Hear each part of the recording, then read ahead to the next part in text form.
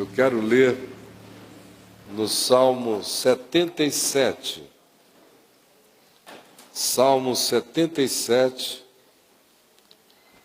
Se você trouxe a sua Bíblia, abra no Salmo 77.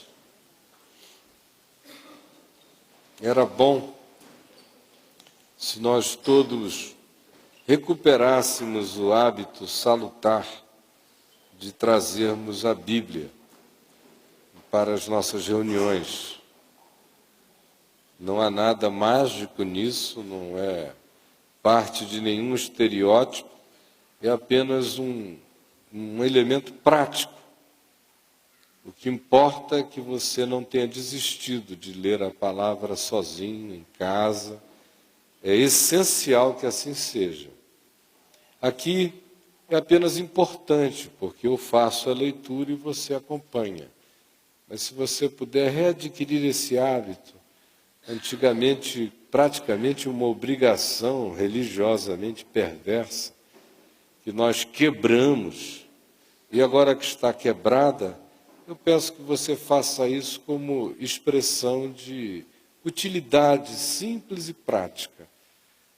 Porque o que eu espero é que você não deixe de ler a palavra na solidão da sua casa, no seu caminhar, que faça isso todos os dias, que medite nela, que a tenha sob escrutínio cotidiano e meditação e ruminação no seu coração. Salmo 77. Elevo a Deus a minha voz e clamo. Elevo a Deus a minha voz, para que me atenda. No dia da minha angústia, procuro o Senhor. Erguem-se as minhas mãos durante a noite e não se cansam. A minha alma recusa consolar-se. Lembro-me de Deus e passo a gemer. Medito e me desfalece o espírito. Não me deixas pregar os olhos. Tão perturbado estou que nem posso falar. Penso nos dias de outrora, trago à lembrança os anos de passados tempos. De noite indago o meu íntimo e o meu espírito perscruta. Eis o que ele perscrutava. Rejeita o Senhor para sempre? Acaso não torna a ser propício? Cessou perpetuamente a sua graça? Caducou a sua promessa para todas as gerações? Esqueceu-se Deus de ser benigno? Ou na sua ira teria ele reprimido as suas misericórdias? Então disse eu, isto é a minha aflição. Mudou-se a destra do Altíssimo. Recordo os feitos do Senhor, pois me lembro das tuas maravilhas da antiguidade. Considero também nas tuas obras todas e cogito dos teus prodígios. O teu caminho, ó Deus, é de santidade. Que Deus é tão grande como o nosso Deus? Tu és o Deus que opera as maravilhas, e entre os povos tens feito notório o teu poder. Com o teu braço remiste o teu povo, os filhos de Jacó e de José. Viram-te as águas, ó Deus, as águas te viram e temeram, até os abismos se abalaram. Grossas nuvens se desfizeram em água, houve trovões nos espaços. Também as suas setas cruzaram de uma parte para outra. O ribumbar do teu trovão ecoou na redondeza. Os relâmpagos alumiaram o mundo. A terra se abalou e tremeu. Pelo mar foi o teu caminho, as tuas veredas pelas grandes águas, e não se descobrem os teus vestígios. Ó Deus, tu, o teu povo, tu o conduziste como rebanho, ó Deus, pelas mãos de Moisés e de Arão. Gente querida, eu já falei neste salmo muitas vezes. Há um livro meu que tem um capítulo sobre ele, um dos divãs de Deus. E hoje eu, obviamente, não quero falar sobre nada acerca do que no passado eu já falei, mas apenas pensar em alguns estágios existenciais e psicológicos que podem acometer a cada um de nós, o ser da gente, bastando para isso nós estejamos vivos e experimentando as contingências do existir, do mero existir.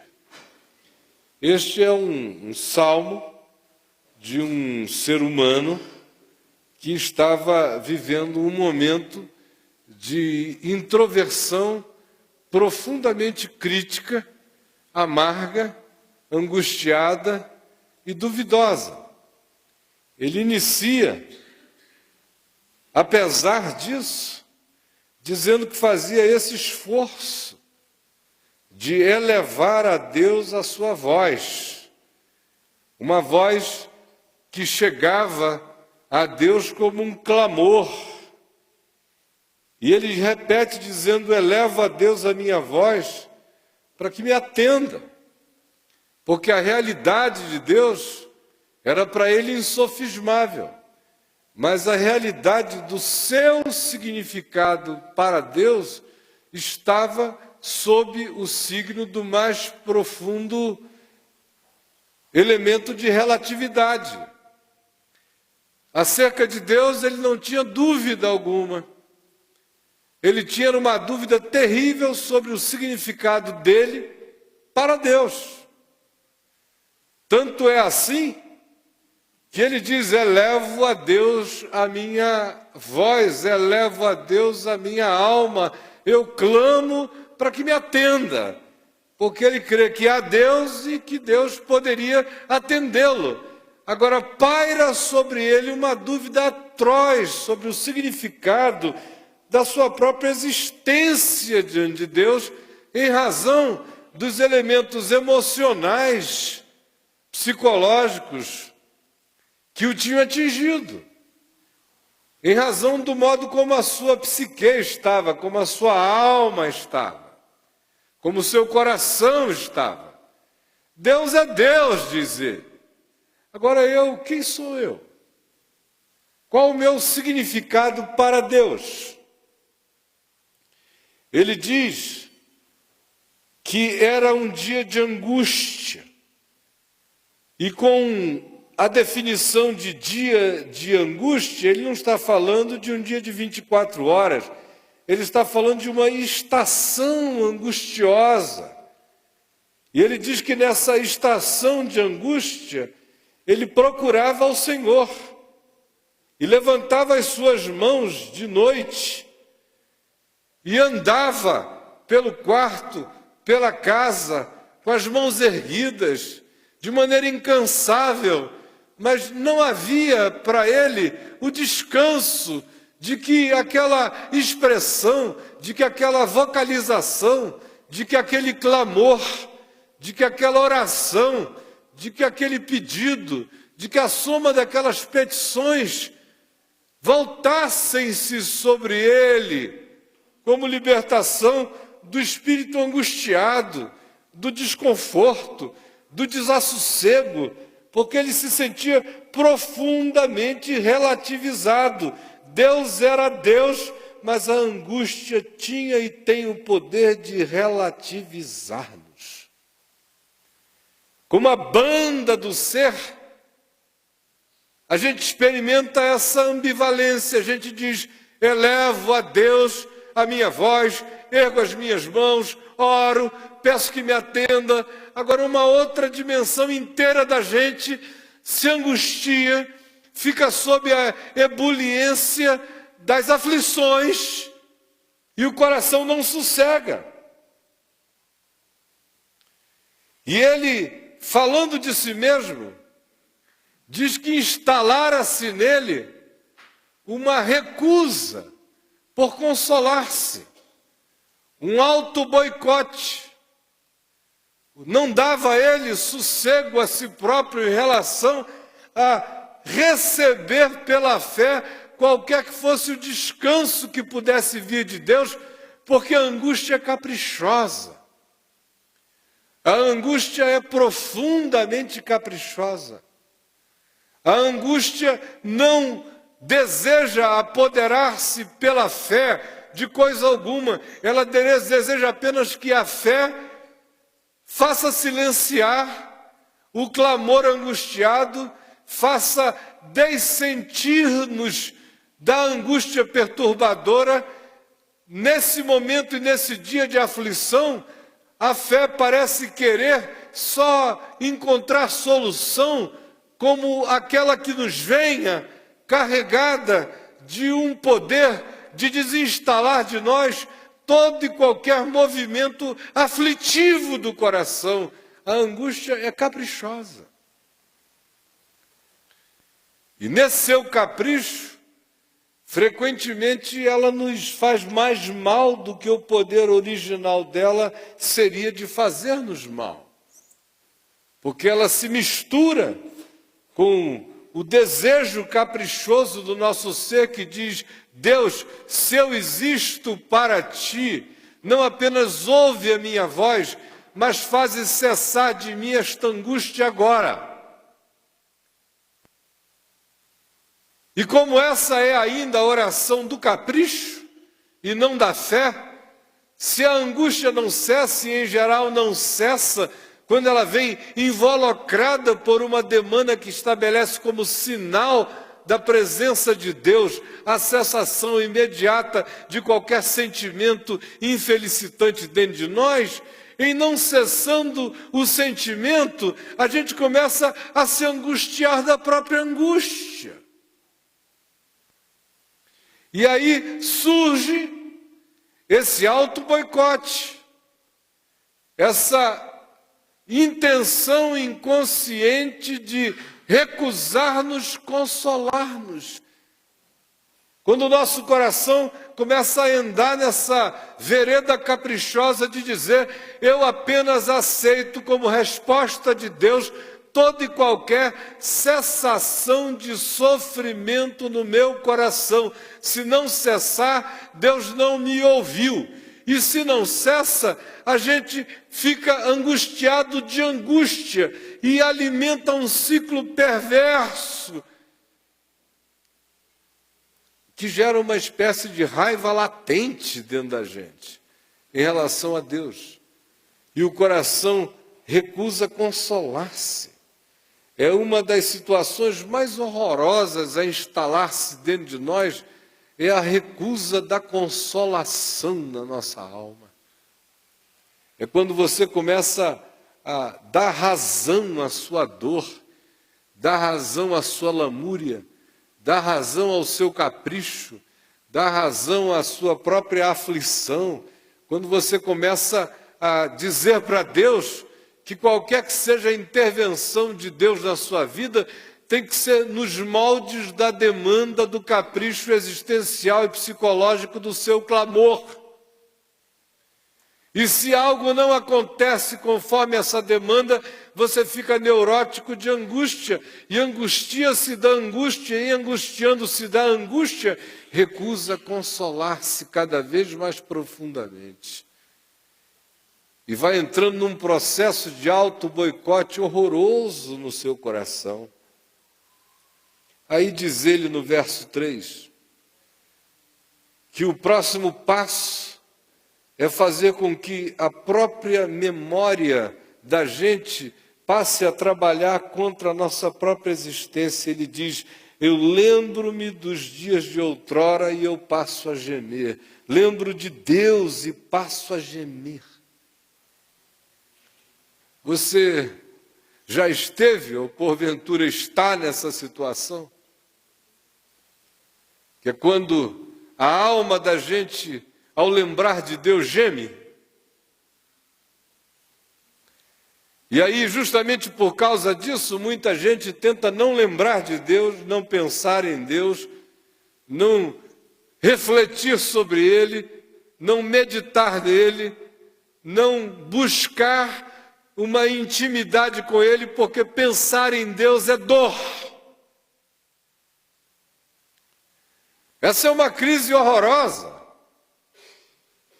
Quando pensar em Deus significa dor para nós.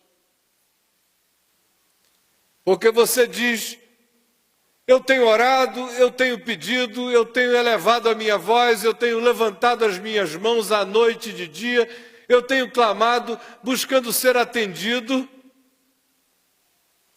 A minha alma continua a experimentar essa crise de angústia, apesar do meu clamor e da minha oração.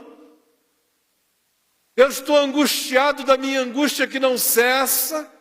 Onde está Deus que não me ouve? Aí a alma recusa consolar-se. Aí pensar em Deus é um agravo. A maioria de nós não tem coragem de dizer para Ele o que a gente está sentindo.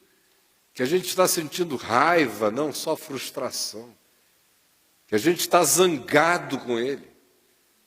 Que a gente está amando de um modo odioso. Que o nosso coração se curva diante dele, não com a alegria dos humildes, mas dos humilhados raivosos. Você já experimentou esse sentimento no seu coração? Quando pensar em Deus, lembrar de Deus é gemer. Meditar nele é fazer com que se lhe desfaleça o espírito. Eu conheço esse dia, eu conheço essa hora, não como um episódio, mas em muitas situações na memória existencial que eu carrego, quando a alma cresce dentro de nós nas suas dores, nos seus lamentos, nos seus clamores, quando ela se pulsiona de angústias e vai ficando tomada pela devoção do capricho. E a gente ora, não por causa de Deus, mas por causa da nossa angústia. Quando a propulsão da nossa oração é a nossa angústia, não é Deus. Quando a intensidade da nossa busca tem a ver apenas com algum tipo de solução que a gente pretenda obter para o desassossego do nosso coração, e isso não acontecendo conforme a nossa intenção, inicia-se esse processo de recusa de consolação. E essa recusa de consolação faz com que instale-se dentro de nós uma justiça própria contra os céus, uma raiva de Deus. A gente lembra de Deus e geme, medita nele, o espírito desfalece.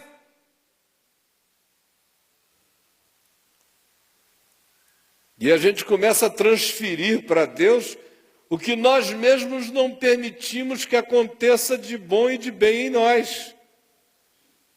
Porque quem diz a minha alma recusa consolar-se, encurralou-se, e para tal pessoa não tem solução. Quem quer que diga a minha alma recusa consolar-se, já não tem mais o direito de dizer o que ele expressa no verso 4, não me deixas pregar os olhos. Bom, se a sua alma recusa consolar-se, meu irmão, boa insônia para você. Se a sua alma recusa consolar-se, boa crise de angústia para a sua existência. Se a sua alma recusa consolar-se, o mais maravilhoso de todos os mal-humores sobre a sua vida. Se a sua alma recusa consolar-se e boicota-se a si mesma, vá fundo no amargor da sua própria desgraça existencial e não transfira para Deus coisa alguma, como, por exemplo, dizer, não me deixas pregar os olhos, tão perturbado estou que nem posso falar. Eu teria muita misericórdia desse estado se você, amigo meu do passado, não me tivesse dito: a minha alma recusa consolar-se. Se a minha alma recusa consolar-se, cumpre-se em mim aquilo que Jesus disse acerca daquela geração que à volta dele estava, tomada por um mau humor horroroso, reclamando de tudo e de todas as coisas, acerca de quem ele disse: a quem vos compararei? Senão a meninos que, assentados nas praças ou na praça, dizem uns para os outros: nós propusemos brincadeira de dançar, de gargalhar, de rir, e vocês não quiseram. Nós propusemos uma outra brincadeira, brincadeira de funeral, de enterro e de papel de personagem de carpideira, mas vocês não quiseram chorar. E é isso que eu comparo vocês, porque veio João Batista, que não comia, não bebia, que era o líder do funeral, e vocês não quiseram com ele chorar e se arrepender. Veio o Filho do Homem, que come e bebe e se alegra, e vocês comigo não quiseram se alegrar, antes me chamam de comedor, glutão, bebedor de vinho, amigo de publicanos e pecadores. Esse estado de humor cria uma situação que nem Deus consegue penetrar. Essa é a impermeabilidade horrorosa que a gente pode usar para blindar o nosso ser, quando a gente diz: a minha alma recusa qualquer consolação. Não admitindo que lá no fundo a gente carrega raiva de Deus. Pensar nele é dor, meditar nele nos desfalece, e a gente transfere para ele nesse mecanismo que começa a dizer: os céus estão me perseguindo, Deus não me deixa pregar os olhos, eu estou tão perturbado que eu não consigo falar. Mas enquanto eu disser: a minha alma recusa consolar-se, o que poderá brotar de mim, como fala, senão a raiva devocional, senão a amargura devocional, senão o ódio piedoso que salmodia, mas não quer ser curado, que eleva as mãos a Deus, mas não se deixa resgatar, não se deixa socorrer, não se deixa consolar. Aí ele diz: penso nos dias de outrora, nos tempos bons da minha vida, trago à lembrança os anos de passados tempos. Aí viaja para trás e lembra de episódios, de épocas, de estações, de períodos inteiros, quando a alma não era assim, a mente não era assim, o ser não era assim. E ele prossegue e diz: de noite indago o meu íntimo e o meu espírito perscruta. Olha no que o coração desse indivíduo estava concentrado. As questões dele. Rejeita o Senhor para sempre? Será que eu estou vivendo a experiência de que Deus enjoou de mim? E está me rejeitando para sempre? A alma dele recusa consolar-se.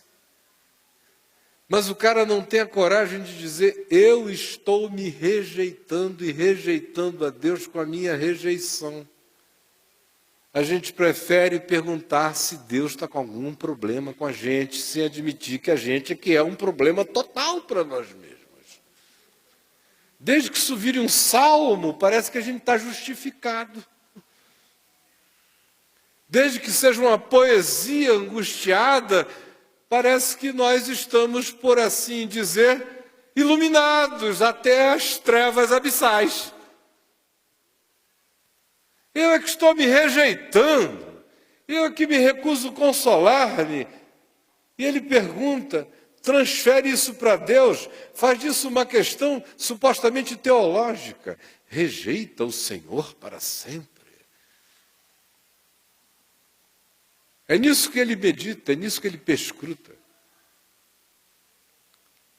Se ele encontrasse com você ali na esquina, ele ia dizer, olha, eu estou tendo pensamentos muito profundos. Ah, é? O que você anda pensando? Não, eu ando pensando na rejeição eterna de Deus.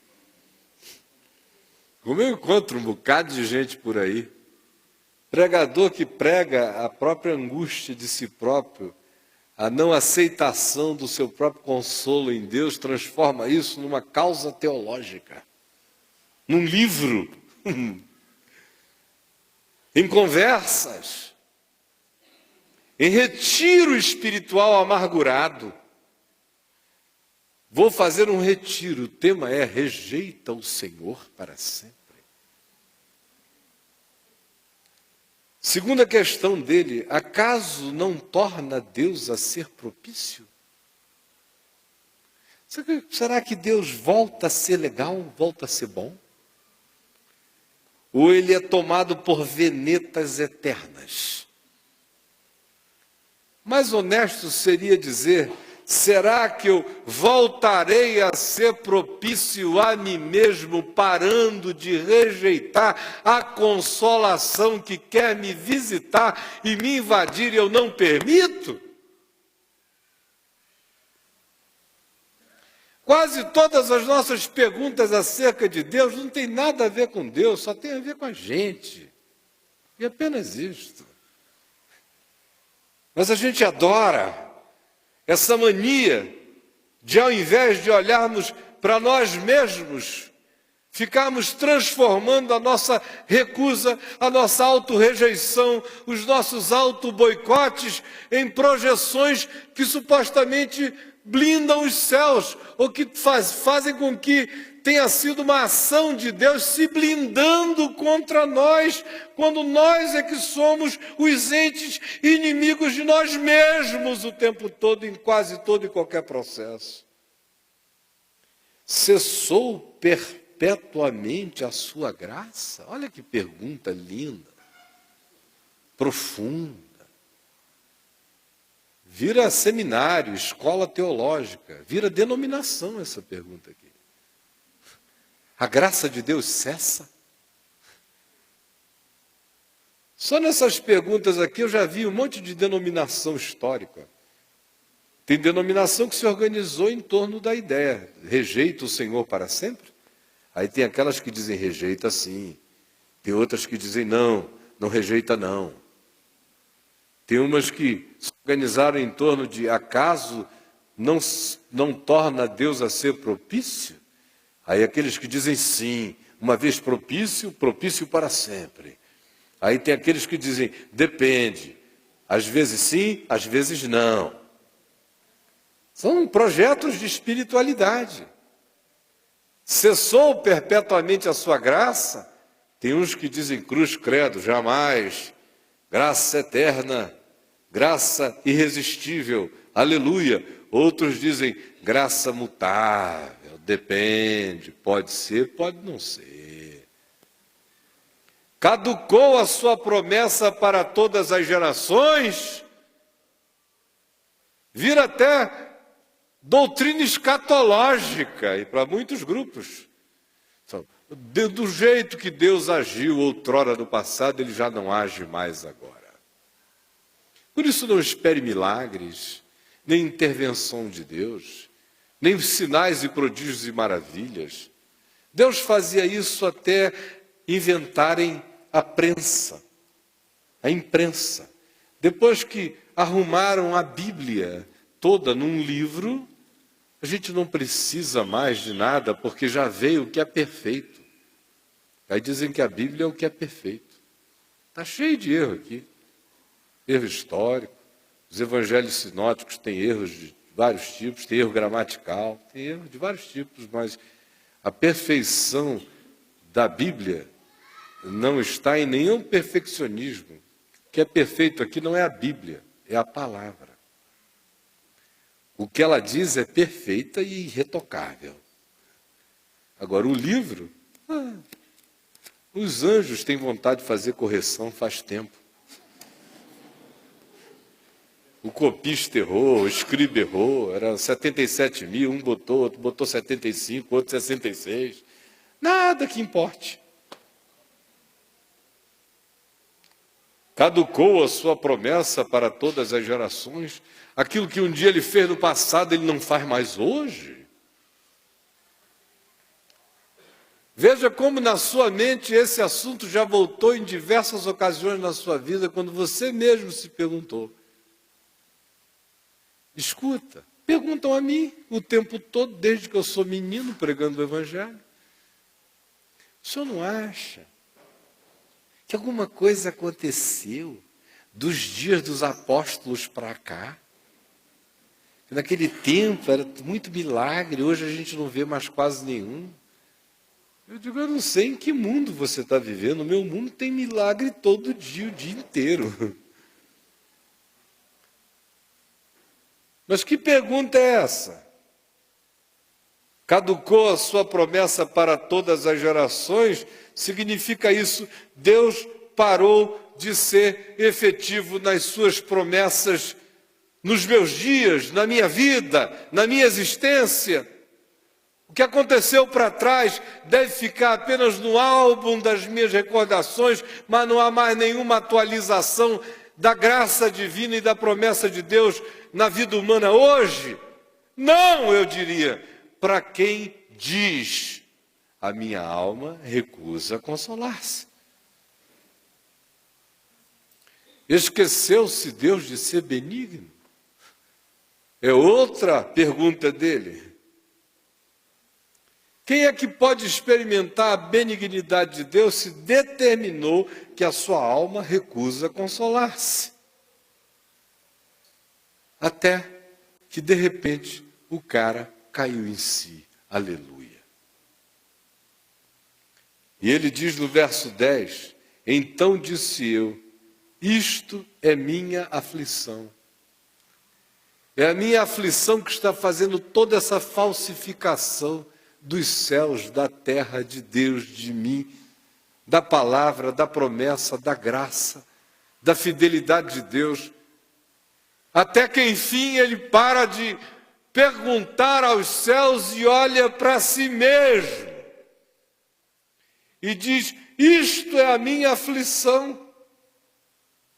Quando eu digo mudou-se a destra do Altíssimo, não foi o Altíssimo que mudou, é a minha aflição, é que fez a minha impressão, o meu culto impressionista espiritual tornar-se tão poderoso que aniquilou a minha fé e transformou Deus num reflexo da minha projeção, mas é a minha aflição que está gerando isto.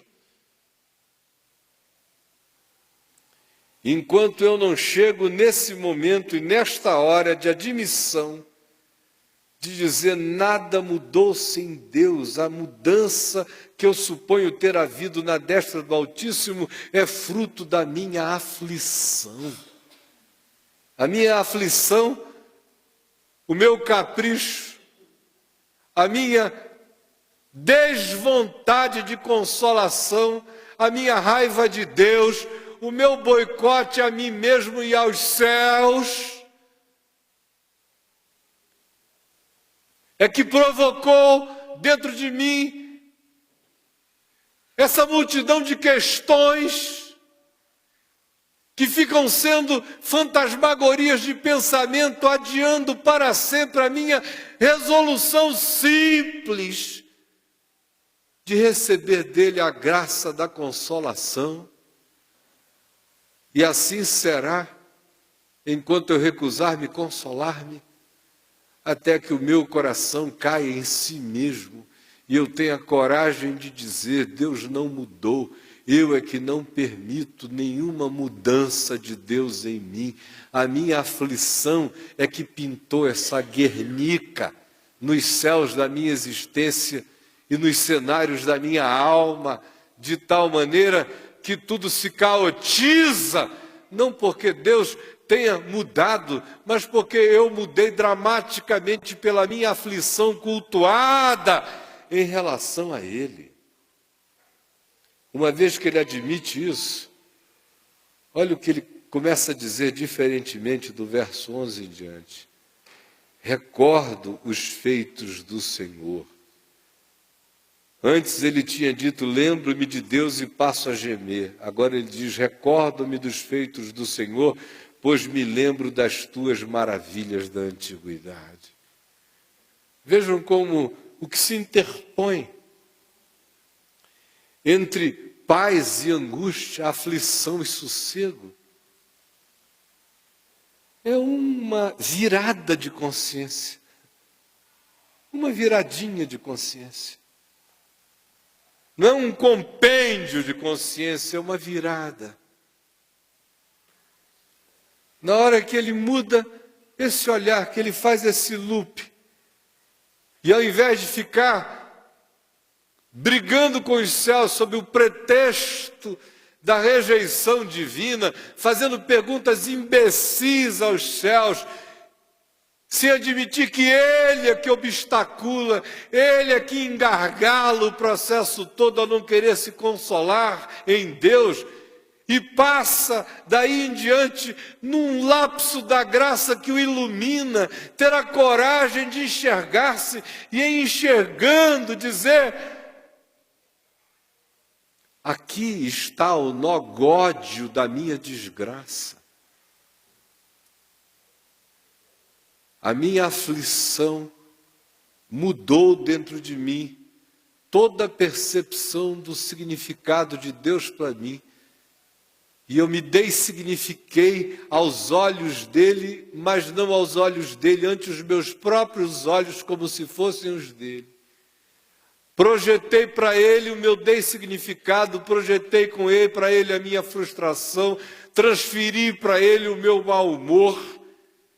Não quero consolar-me, estou com raiva da minha vida, com raiva desta existência, com raiva das circunstâncias, com raiva de Deus. Pensar nele se me tornou uma opressão, meditar nele é gemido e é angústia. Fiquei preso nesse cipoal de questões, distraindo a minha agonia em mais aflição. Mas eis que hoje eu percebi que nada mudou nos céus, mudou apenas no cenário fantasioso das minhas impressões caprichosas. Deus é o mesmo, a minha aflição é que é uma desgraça.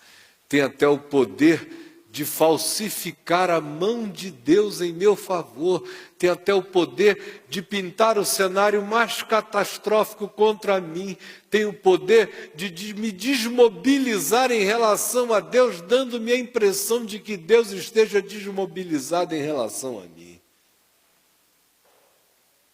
Aí muda tudo quando essa compreensão vem.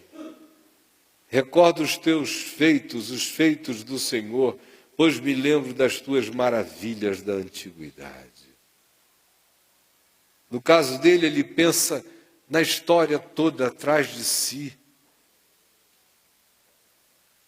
Eu me lembro que a primeira vez em que eu entrei nesse processo, com 3 anos de conversão lá em Manaus, eu viajei para tudo, eu vinha todos os dias de Adão até hoje. Começava lá em Adão e eu vinha, meu Deus, tu não mudaste, tu não mudaste, tu não mudaste, tu não mudaste, tu não mudaste, tu não mudaste.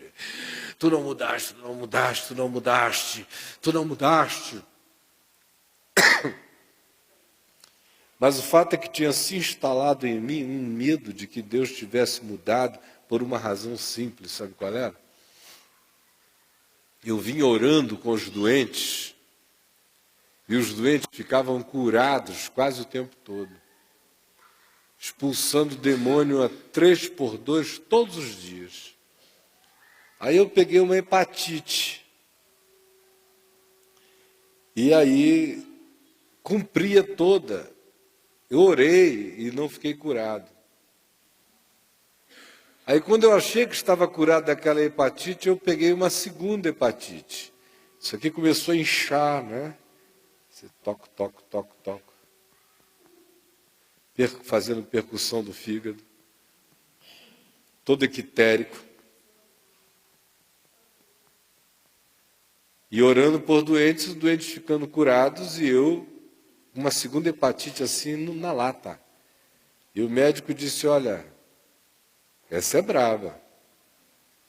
São 6 meses na cama. E aí a minha mente começou a perguntar, mas por quê? Por que eu estou orando por essas pessoas, elas ficam curadas e eu mesmo clamo e não sou? Ah, mas parece uma bobagem isso, né? Para mim não foi não. Instalou-se um negócio horroroso dentro de mim. Uma angústia atroz. Pensava em Deus e gemia. Dentro de mim, eu queria que aquilo que se manifestava no meu orar pelos outros, no dia que chegasse o meu dia, eu fosse um médico que curasse-me a mim mesmo. E a bondade de Deus me salvou dessa catástrofe. Vocês já imaginaram se eu tivesse orado por mim naquela hepatite, Deus tivesse me curado? Talvez eu não estivesse aqui. Talvez eu não tivesse virado um Valdomiro sofisticado. Talvez eu tivesse surtado. Mas Deus é tão bom que me deixou ali 6 meses na cama e 1 ano fraco. Aleluia. Gemendo, angustiado, 1000 perguntas teológicas, recordando-me dos dias de outrora, me agarrando uns fiapos de alguma coisa. Até que chegou aquele dia, aquela madrugada na qual eu reconheci que era a minha aflição, fruto do meu capricho, que estava pintando aquela angústia toda em mim. Eu tomei uma decisão de fé, dizendo, Senhor, eu posso morrer de cirrose hepática, mas o meu coração é teu, tu não mudaste, mudei eu. E no dia que eu tomei essa decisão, de maneira milagrosa, com os olhos amarelados, todo equitérico, com o fígado inchado, o baço inchado, com pouca oxigenação no cérebro, com um monte de sequelas que me tinham vindo, tudo se recoloriu. Tudo. Imediatamente. E aí as recordações do passado passaram a ser alegria, não dor. Aí você considera também nas obras todas de Deus e cogita dos seus prodígios e dá glória a Ele, porque a consolação dele não é feita conforme a encomenda, é conforme a sabedoria dele para a sua vida. Aí você diz, como diz o verso 13, o teu caminho, ó Deus, é de santidade. Que Deus é tão grande como o nosso Deus. Tu és Deus que opera as maravilhas. Olha como mudou tudo. Parece até que é um salmo de um esquizofrênico, não parece não? Porque o cara vem nessa história toda, de repente, pã, uma ficha que cai uma. Então eu disse, isto é a minha aflição. Mudou-se a destra do Altíssimo. Na hora que o cara reconheceu que era a aflição dele, que estava gerando tudo aquilo tudo, a mão de Deus mudou, não porque Deus tivesse mudado em relação a ele, mas porque ele aceitou que Deus continuava a ser quem Deus sempre foi. Mudou-se dentro dele a percepção para tornar a ver a Deus como Deus sempre foi e nunca mudara.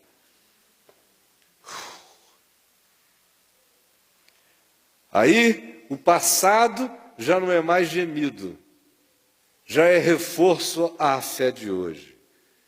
Considerar as obras de Deus já não é mais considerar do tipo, Rejeita o Senhor para sempre? Acaso não torna a ser propício? Cessou perpetuamente a sua graça? Caducou a sua promessa para todas as gerações? Esqueceu-se Deus de ser benigno, ou na sua ira terá ele reprimido as suas benignidades? Já não é mais isso, já não é mais sexo dos anjos que ocupa o coração.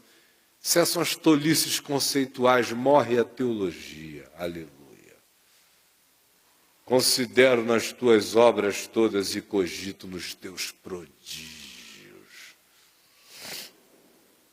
No teu caminho, ó Deus, é de santidade. Que Deus é tão grande quanto o nosso Deus.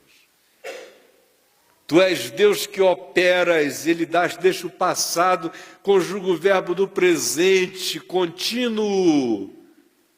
Tu és Deus que operas maravilhas hoje. E ele que antes estava perguntando, cessou a bondade de Deus sobre todas as gerações, veja como uma mudança de olhar muda tudo. E ele diz, tu és o Deus que opera as maravilhas e entre os povos tens feito hoje, agora, notório o teu poder, não apenas aqui no meio desse povo, mas no meio dos povos. Tu estás vivo.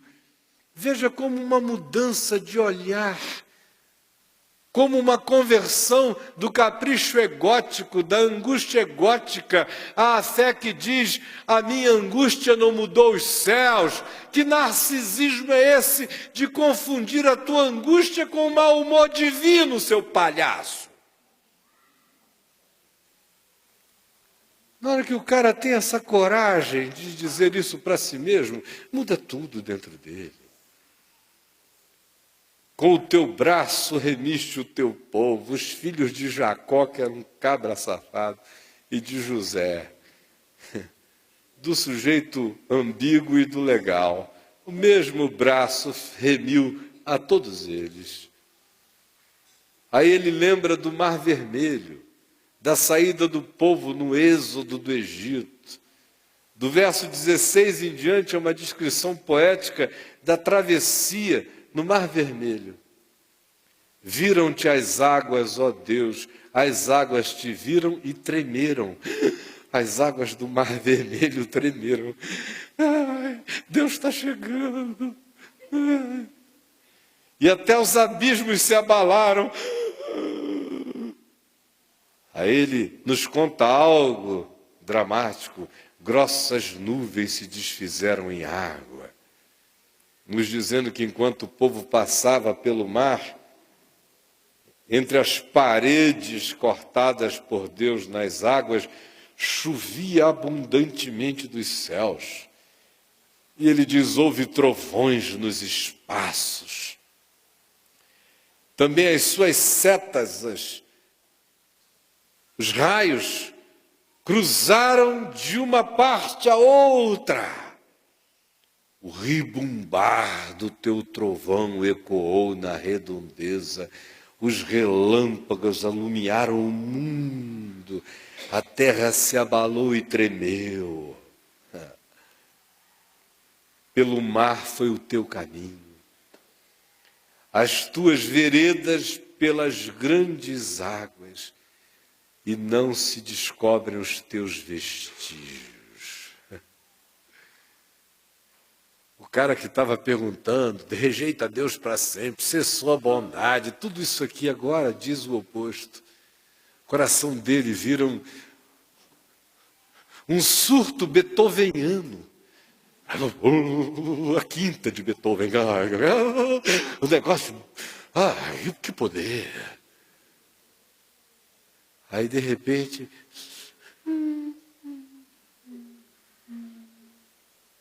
e ele diz, pelo mar foi o teu caminho, mas não se acham os teus vestígios. Uma mudança no olhar, uma transformação de um viver que privilegia a alma, a psique, o sentimento, que se converte a um viver que volta a ver a vida exclusivamente pela fé, sem autopiedade, sem autocomiseração, com confiança, aceitando a consolação, sem capricho, sem agenda, sem script para Deus. Essa mudança tira a gente do cenário mais patético e subitamente nos faz acordar no mesmo lugar, com tudo igual e tudo diferente. Tudo diferente. Nada mudou à volta, tudo mudou dentro de mim. Tudo. Aí param as perguntas de onde está teu braço, onde está o poder, cadê os milagres? E o cara passa a voltar a ver que o grande milagre, por exemplo, do momento mais portentoso da história de Israel, quando o mar se abriu e o povo passou a pé enxuto, não foram o ribumbar dos trovões, nem o chover, nem o singrar das ondas, nem o tremor dos mares, nem a convulsão dos abismos, nada disso. É que pelo mar foi o seu caminho, mas não se acham os seus vestígios. Ninguém identifica os seus vestígios. Aconteceu? Aconteceu. Qual é a evidência? Nenhuma. Mas eu estava do lado de lá e agora eu estou do lado de cá.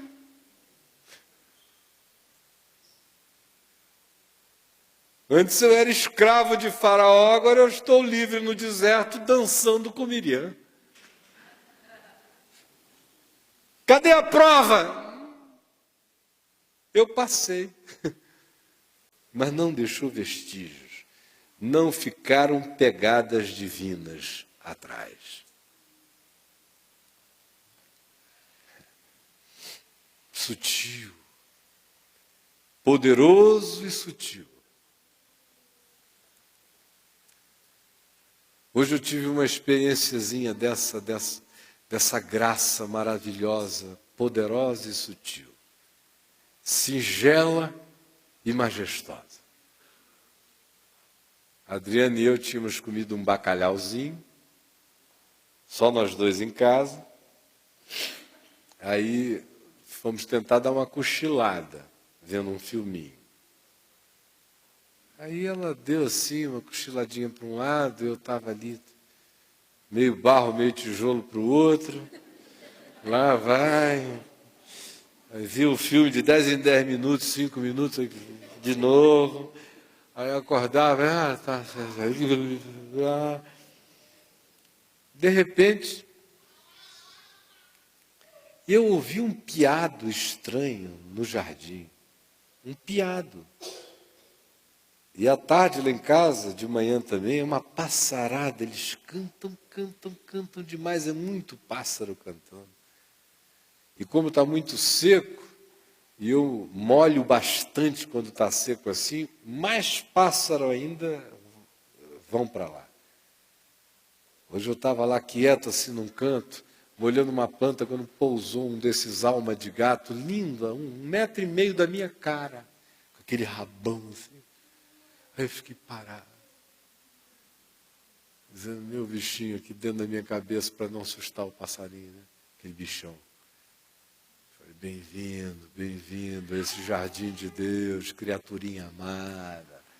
É seu irmão que está lhe falando. Em nome do nosso Criador, fica à vontade, aqui é só amor. Sente o que vibra do meu peito para ti, rapaz. Olha aqui, come o alpiste da minha alma, fica em paz, convida outros. É água, pastos verdejantes.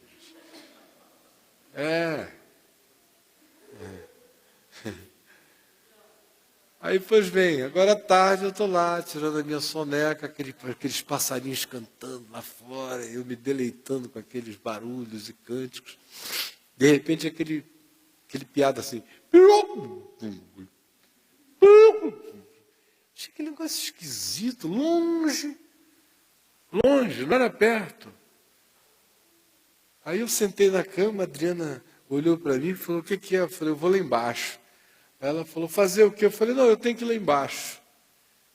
Ela achou estranha a minha subteza assim, né? Quase dormindo, sento e digo, vou lá embaixo. Aí eu saí lá por baixo olhando assim. Lá no fundo do quintal, longe mesmo, num lugar que a gente tem lá, aquele batistério essênio, que eu já batizei várias pessoas lá, todo de pedra, tinha um bem-te-vi morrendo afogado. Ele já estava nas últimas, só. Aí eu, aleluia! O Senhor me trouxe aqui para te resgatar, meu irmãozinho. Aí peguei o bichinho aqui, ele todo inchado de água. Eu olhei bem no olho dele, o olho dele estava bem aberto. Eu digo, olha, fica firme. Não fecha os olhos, né? Como o pessoal diz em filme, não dorme, não dorme. Aí eu levei ele assim para o lugar mais ensolarado do pátio, ali de trás de casa, o sol estava batendo, aí tinha um vaso assim meio quente, com umas pedras quentinhas em volta, numa dessas plantas da felicidade. Aí eu botei assim a mão, digo, aqui está bem morninho, aí botei ele ali. Aí eu falei, fica aí. Aí fiquei lá uns 5 minutos olhando por ele, fiz umas orações por ele. Aí subi. Chego lá em cima, aí a Adriana tinha ido ao banheiro, aí eu falei, você não tem ideia do que aconteceu. Ela falou, o que que foi? Eu falei, eu estava aqui dormindo, ouvi um... Era um bem-te-vi morrendo afogado. Eu consegui tirar, ele está lá ali naquele vaso, ali embaixo, no sol. Aí eu falei, agora eu estou orando que é para ele não morrer. Ela falou, ele não vai morrer não. Esses animais têm assim um poder aeróbico extraordinário. Aí eu falei, Deus permita. Aí fiquei de lá olhando. De vez em quando eu ia lá, olhava. Aí dava uma descidinha e assim, tudo bem, meu filhinho? Dava uma estimulada nele. Aí via como é que estava a respiração, estava assim constante. No início estava toda trôpega. Depois ela foi ficando constante. Há esperança para você. Fica firme. Respira legal. Aí eu estava lá, ainda lá em cima outra vez, aí o jovem passou para pegar o equipamento, aí eu vi o bulício dos meninos lá, olhei da varanda, e aí tudo bem, ele estava olhando o passarinho. Né? Eu falei, ele caiu na água, está aí se salvando, secando. Ele falou, pois é, eu olhei ele aqui, vi que tinha uma coisa esquisita, eu falei, caiu na água, mas ele já está em pleno processo de recuperação. Aí eles foram embora, vieram para cá, e eu fiquei lá na varanda olhando. Daqui a pouco, ele começa assim, né? Bater a asa um pouquinho, tal, bate. Aí nisso, vieram 2 bem-te-vis. Pousaram do lado dele. Aí bem-te-vi tem uma maneira estranha de exortar o irmão, né? A gente fica sempre pensando que eles vão chegar e esfregar assim. Os bichos dão bicada mesmo, é para animar. Teco. Aí chega lá, toco. Aí ele, aí vê o outro, toca, ele, para lá, para cá, eu digo, opa, mais, vamos lá, bota ele para se animar. Aí ele pulou do vaso na grama. Aí ficou lá na grama, assim meio mambembe. Aí um foi embora, o outro ficou lá, vigilante. Andava em volta, pulava na grama, dava umas bicadas no bumbum dele, aí ele de lado assim. Aí eu digo, ele vai já voar. Aí fiquei esperando, 5h20 mais ou menos, digo, esse bicho tem que voar antes de eu sair daqui, eu quero ver, vou ver se vou. E fiquei lá olhando. Aí daqui a pouco lá vem o companheiro dele, ou companheira, aí dá uma rasante assim, dá uma na cabecinha dele, ele dá uma baixada, aí eu vi que ele já estava recuperado, né? Aí ela veio, parou, olhou para ele, aí deu uma segunda rasante. Voou e deu assim por trás aqui, uma bicadinha nele. Quando deu, o bicho deu aquele pulo e saiu. Aí eles se trançaram no ar e rodaram para lá e para cá. Eu digo assim, aleluia. Glória a Deus. Recuperado e salvo.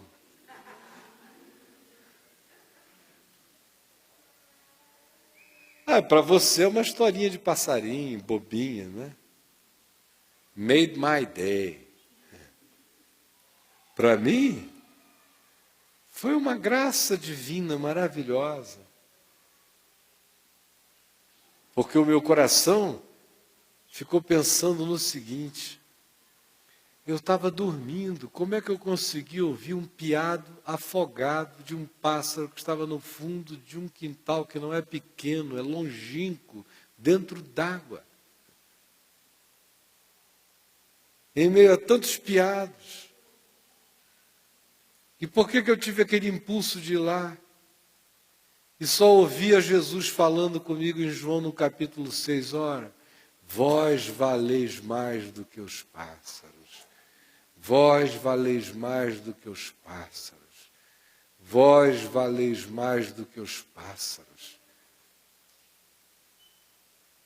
Mas se você ouve um piado desse, levanta e socorre. Porque você pode ter a loucura de pensar que o seu ser não me é uma oração constante, que o seu gemido não me é um clamor estrondoso nos céus, e que em seu favor existem todas as minhas intervenções, embora o meu caminho rasgue mares, mas muitas vezes não deixe vestígios. Aí eu subi dali definitivamente, abri no Salmo 77, e graças ao passarinho, eu lhes trouxe essa palavra, em nome de Jesus.